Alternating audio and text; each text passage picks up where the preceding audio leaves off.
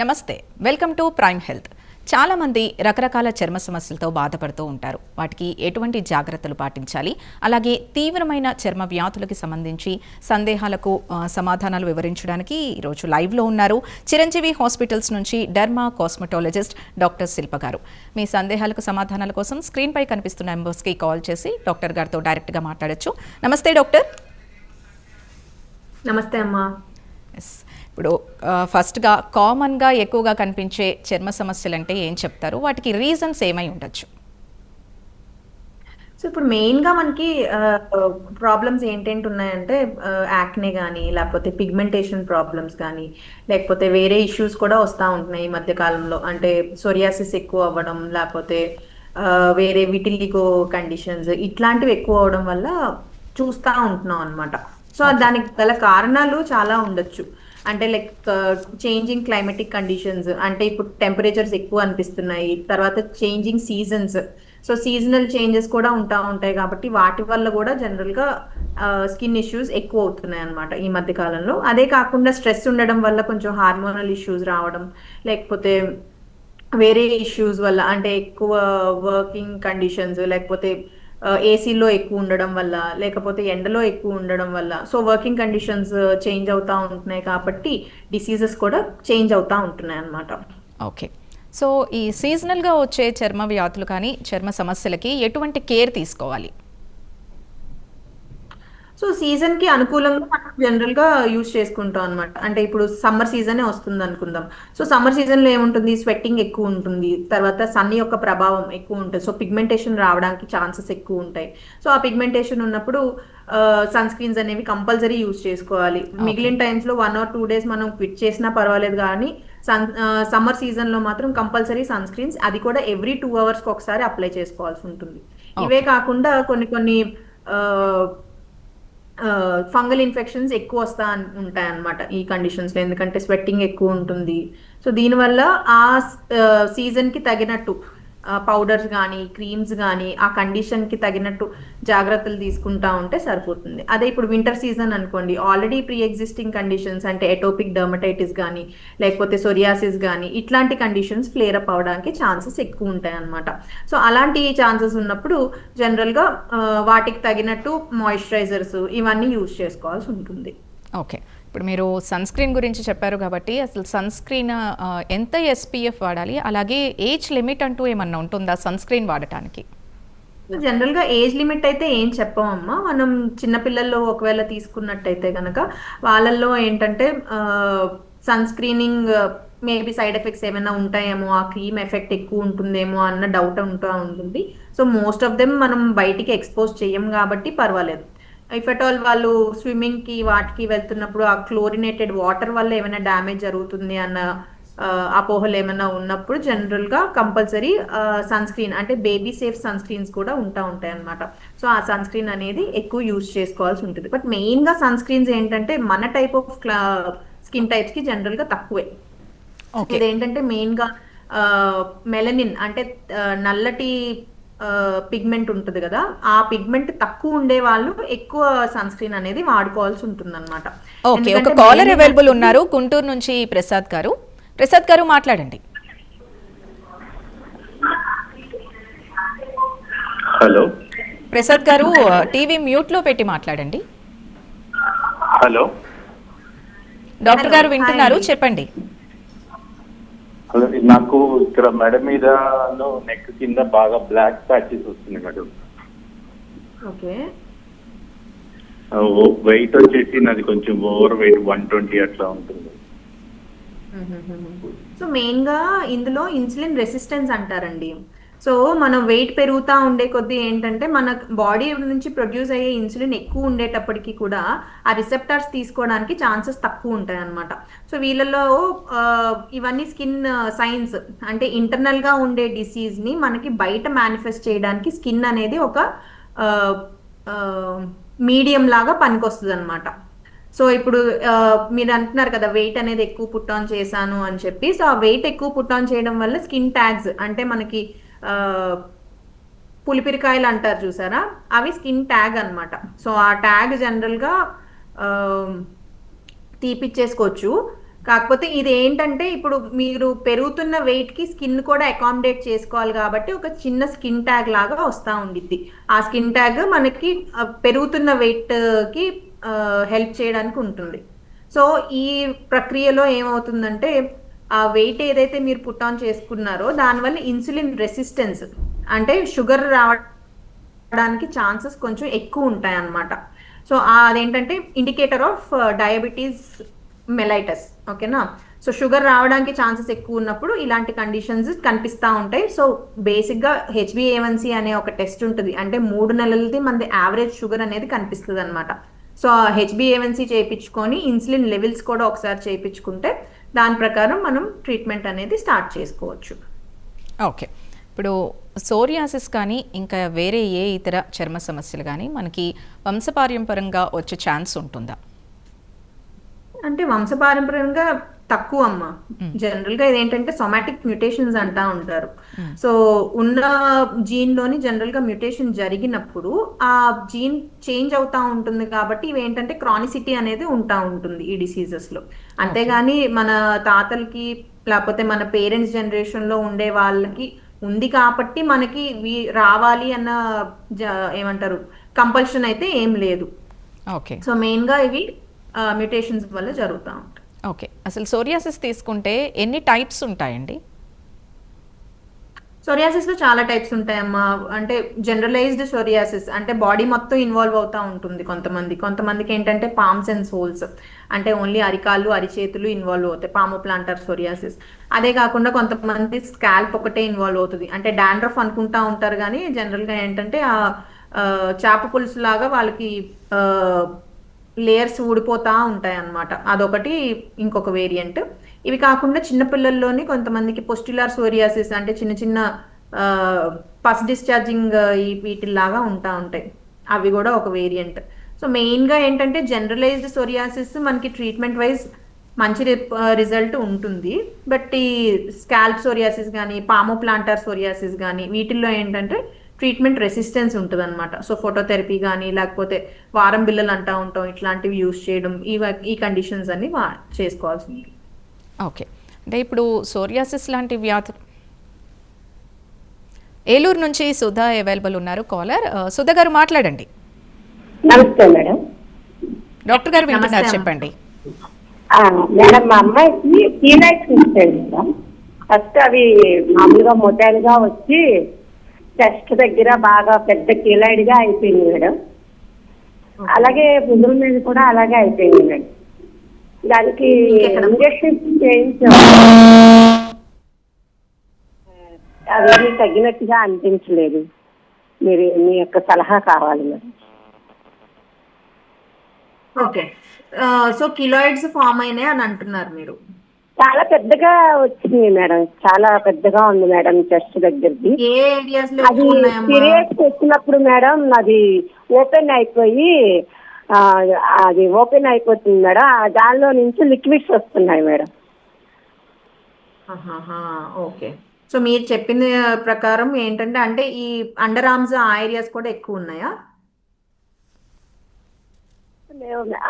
Shoulders మీద ఉన్నాయి madam. Shoulders మీద ఎక్కువ ఉన్నాయి. ఓకే. డాండ్రఫ్ అట్లా ఏమైనా ఉందా అమ్మా? ఇది వరకు ఉండేది మేడం బ్యాక్, ఇప్పుడు లేదు మేడం. డాండ్రఫ్ ఏం లేదు మేడం. ఓకే. సో జనరల్గా డాండ్రఫ్ ఉండేటప్పుడు ఏంటంటే ఆ ఫ్లేక్స్ అన్ని పడతా ఉంటాయి కదమ్మా, మన హెయిర్ లీవ్ చేసుకున్నప్పుడు కానీ లేకపోతే దాని నుంచి ఆ ఫంగస్ స్ప్రెడ్ అవ్వడం వల్ల యాక్నే ఫామ్ ఇరప్షన్ అంటారు. సో జనరల్గా షోల్డర్ ఏరియాస్ కానీ అప్పర్ చెస్ట్ ఏరియాస్ కానీ బ్యాక్ సైడ్ కానీ చిన్న చిన్న పింపుల్స్ లాగా వస్తూ ఉంటాయి. సో ఇవేంటంటే ట్రీట్మెంట్ అది తీసుకోకపోతే పెద్ద పెద్ద మచ్చల్లాగా ఫామ్ అయిపోతూ ఉంటాయి.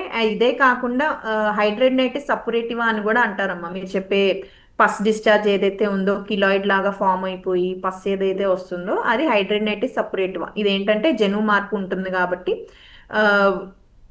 ఏమంటారు ఫాస్ట్గా ట్రీట్మెంట్ అనేది తీసుకుంటేనే మీకు అది ఎక్కువగా స్ప్రెడ్ అవ్వకుండా ఉంటుంది. మీరు చెప్పిన సిమ్టమ్స్ వైజ్ అయితే నేను ఇది అనుకుంటున్నాను. బట్ కరెక్ట్గా మిమ్మల్ని చూస్తే నేను మిమ్మల్ని అసెస్ చేయడానికి ఛాన్సెస్ ఎక్కువ ఉంటాయి. ఓకే. ఇప్పుడు సోరియాసిస్ గురించి తీసుకుంటే అసలు సోరియాసిస్ అనేది ఒకసారి అటాక్ అయితే అది లైఫ్ లాంగ్ దాన్ని అలా కంట్రోల్లో ఉంచుకోవాల్సిందేనా, లేదా దానికి పర్మనెంట్ ట్రీట్మెంట్ అంటూ ఉంటుందా?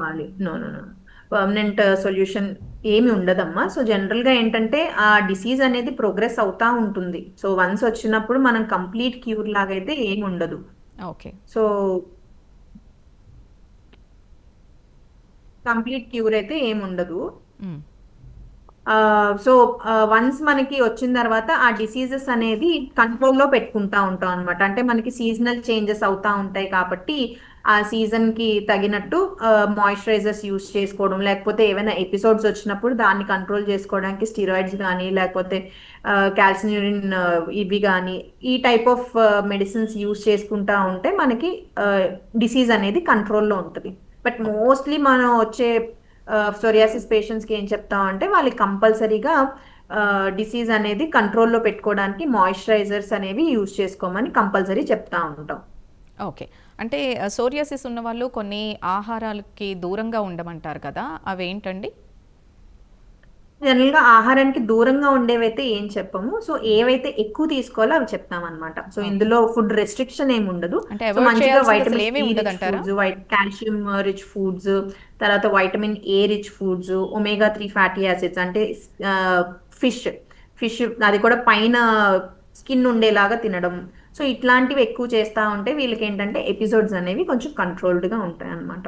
ఓకే. అంటే అది అపోహ మాత్రమేనా? ఇప్పుడు కొన్ని ఫుడ్స్ తిన్నప్పుడు సోరియాసిస్ ఉన్నవాళ్ళు ఇప్పుడు ఈ ఐటెం తినటం వల్లే అది ఈ రోజు నాకు ఎక్కువైంది అని ఫీల్ అవుతూ ఉంటారు. అది అపోహ మాత్రమేనా? అపోహ మాత్రమేనమ్మా. దానివల్ల అంటే రిటర్న్ గా అందులోని మనం ఈ మెడిసిన్ కానీ లేకపోతే ఈ ఫుడ్ తినడం వల్ల కానీ డిసీజ్ ప్రోగ్రెస్ అవుతుంది అని రిటర్న్ ఇవైతే ఏం లేవు. ఓకే. సో ఈ ఫుడ్స్ తినడం వల్ల ఏంటంటే కంట్రోల్లో ఉంటుంది నేను ఓకే. చెప్పింది. ఓకే. ఇప్పుడు అసలు సోరియాసిస్ తీసుకుంటే ఎలాంటి ట్రీట్మెంట్ మనకి అవైలబుల్ ఉంది ప్రెసెంట్?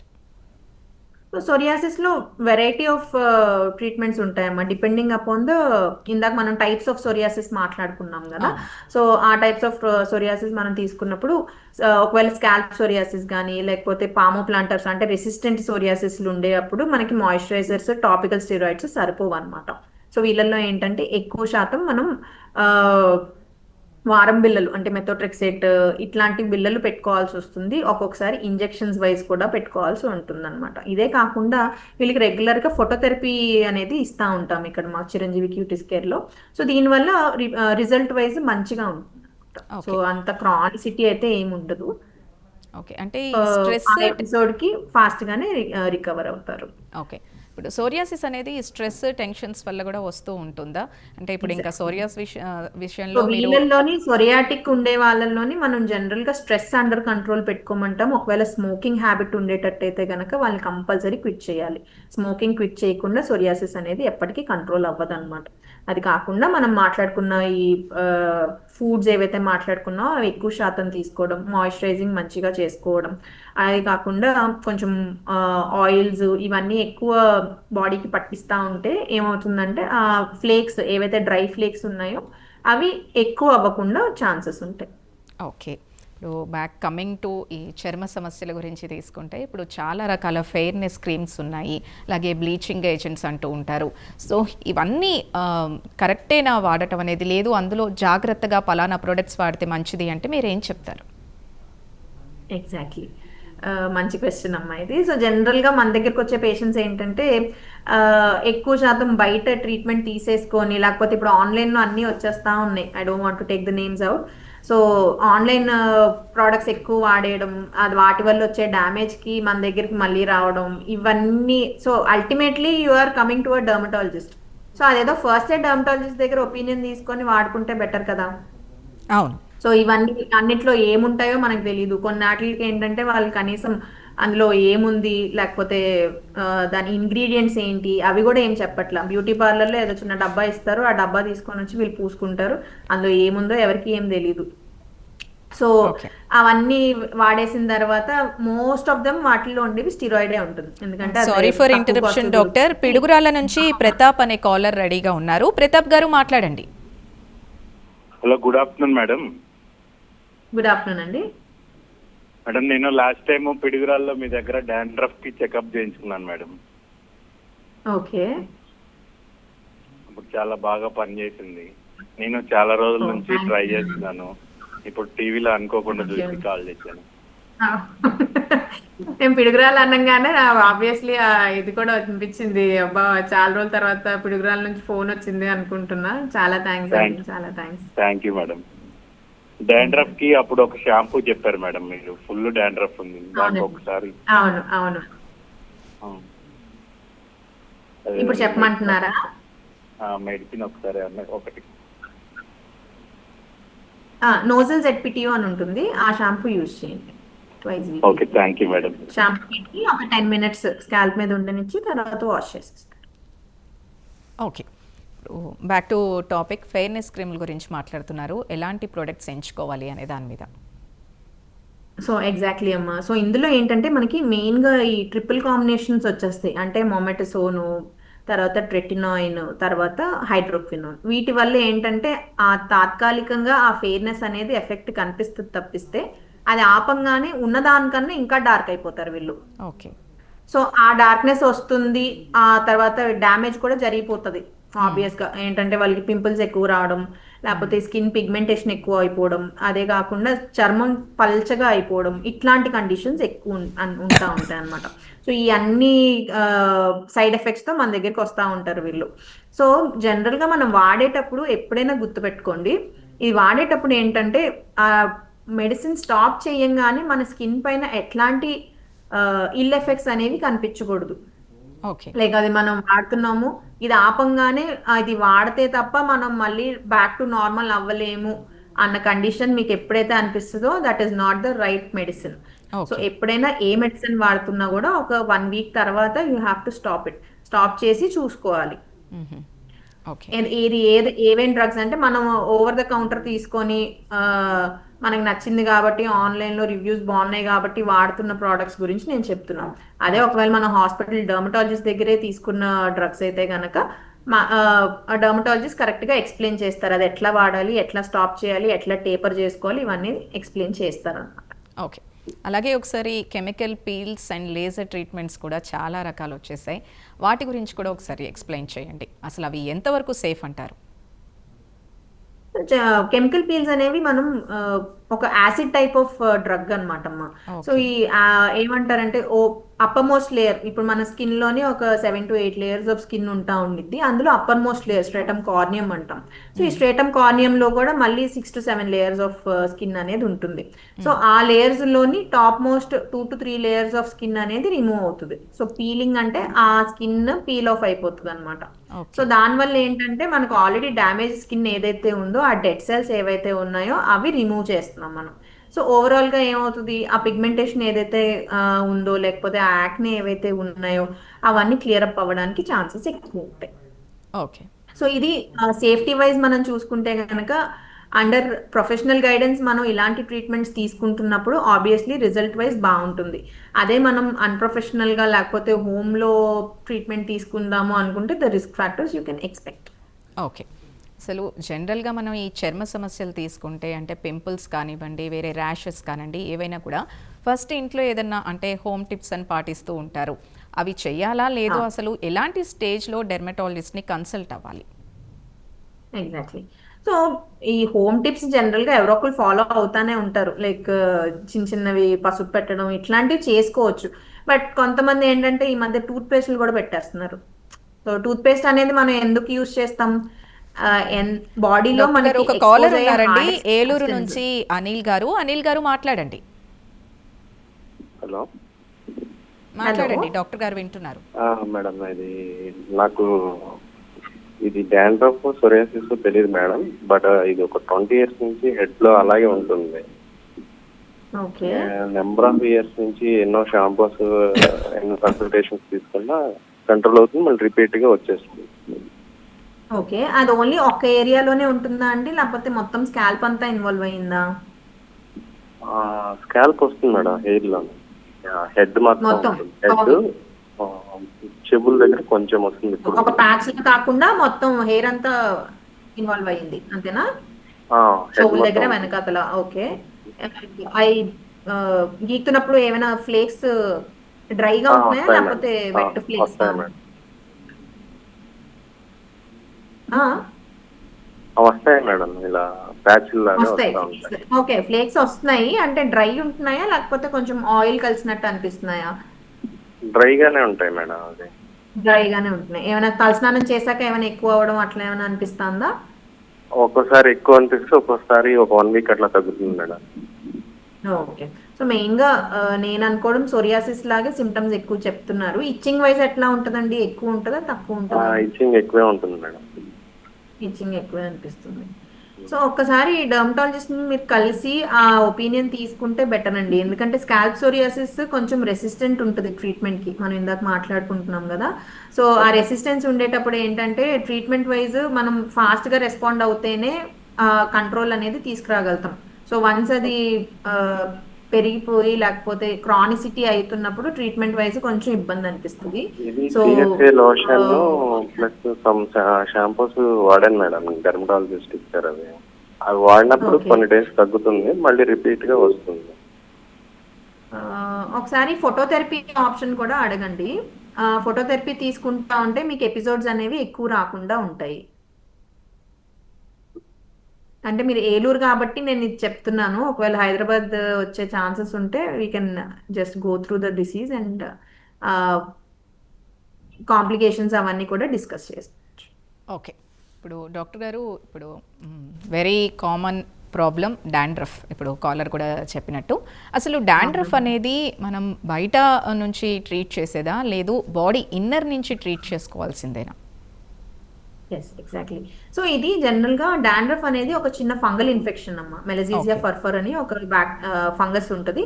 సో ఆ ఫంగస్ నుంచి జనరల్ గా వస్తూ ఉంటాయి అనమాట. ఇవి మెయిన్ గా ఎవరికంటే ఈ ఇమ్యూనిటీ అనేది డౌన్ ఉండడం కానీ, లేకపోతే ఎక్కువ పొల్యూషన్ ఉండే ఛాన్సెస్, అంటే ఆ ప్రొఫెషన్ వైజ్ వాళ్ళు పొల్యూషన్ లో కంపల్సరీ ఉండాలి, ఆ టైప్ ఆఫ్ ప్రొఫెషన్స్ కానీ, లేకపోతే స్కిన్లో ఇమ్యూనిటీ కానీ, వైటమిన్ డి కానీ ఇట్లాంటివి డెఫిషియన్సీ ఉన్నప్పుడు జనరల్గా వీళ్ళల్లోనే ఎక్కువ కనిపిస్తూ ఉంటాయి.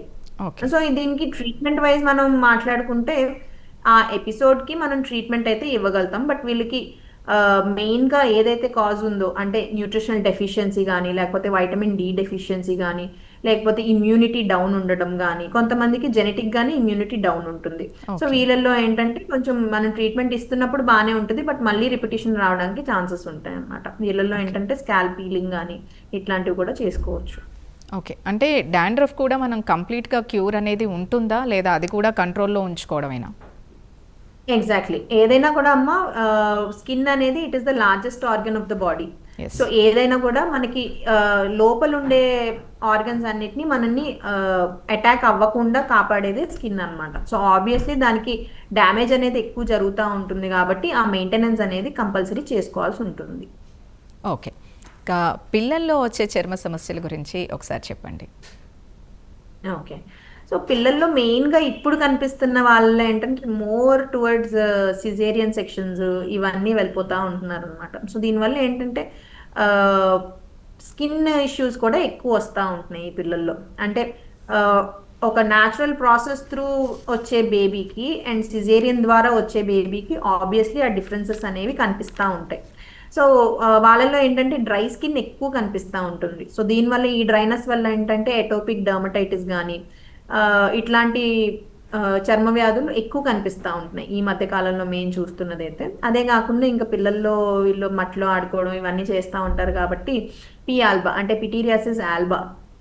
సో జనరల్ గా మళ్ళీ టాపిక్ లోకి వద్దామండి. డాక్టర్ గారు, మాచర్ల నుంచి రామసుబ్బయ్య గారు అవైలబుల్ ఉన్నారు. రామసుబ్బయ్య గారు మాట్లాడండి.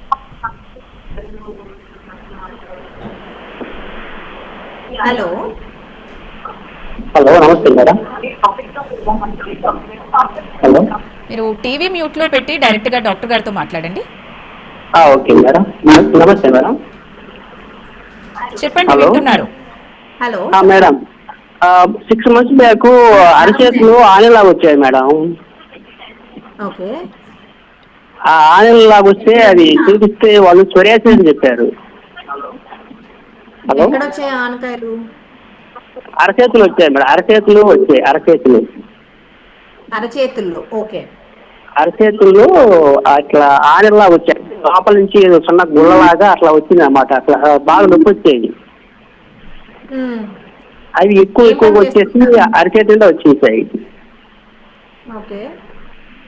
వాటి నుంచి బాగా నొప్పి వస్తుందని చెప్పేసి చూపిస్తే అది సొరియాసిస్ టైప్ వచ్చాయని చెప్పారు మేడం. ఓకే. అంటే ఏం పని చేస్తుంటారండి మీరు? ఏం మేడం? ఏం పని చేస్తుంటారు?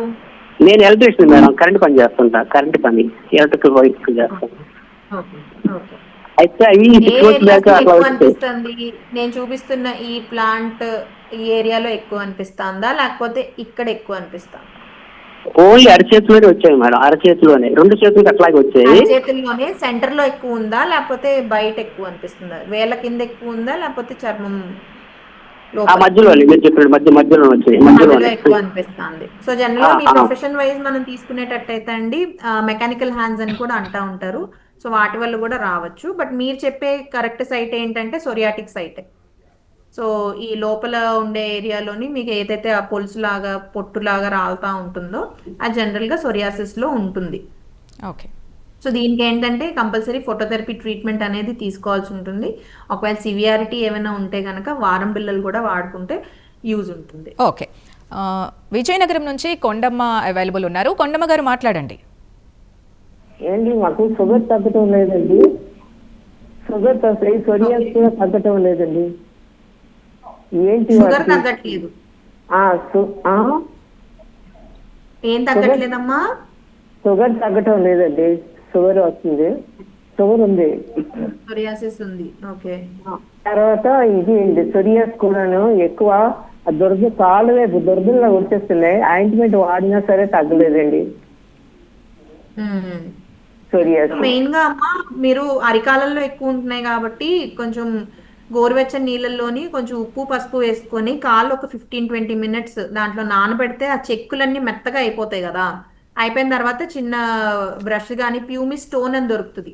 ఆ ప్యూమి స్టోన్ తో నీట్ గా క్లీన్ చేసేసుకొని మాయిశ్చరైజర్ తో మంచిగా మసాజ్ చేసి ఒక క్రీమ్ ఒకటి ఉంటుంది అన్నమాట, అక్రోలిమస్ క్రీమ్. ఆ క్రీమ్ ఒకటి జస్ట్ అప్లై చేసేసి సాక్స్ లాంటిది వేసేసుకోండి. ఓకేనా? ఇట్లా వేసుకుంటే మీకు ఒక 1 week 10 days లోని రిలీఫ్ కనిపిస్తూ ఉంటుంది. అండ్ ఎక్కువ సార్లు మాయిశ్చరైజ్ చేసుకుంటే ఏంటంటే మీకు జనరల్గా ఎపిసోడ్స్ తక్కువ అవుతాయి అన్నమాట. ఓకే. Thank you doctor. చర్మ సమస్యల గురించి కానీ అలాగే పర్టికులర్గా సోరియాసిస్ గురించి ఎలాంటి జాగ్రత్తలు తీసుకోవాలి అనే దాని మీద మంచి ఇన్ఫర్మేషన్ ఇచ్చారు. Thank you once again. ఇది ఈరోజు ప్రైమ్ హెల్త్. రేపటి ప్రైమ్ హెల్త్లో మళ్ళీ కలుద్దాం. Keep watching.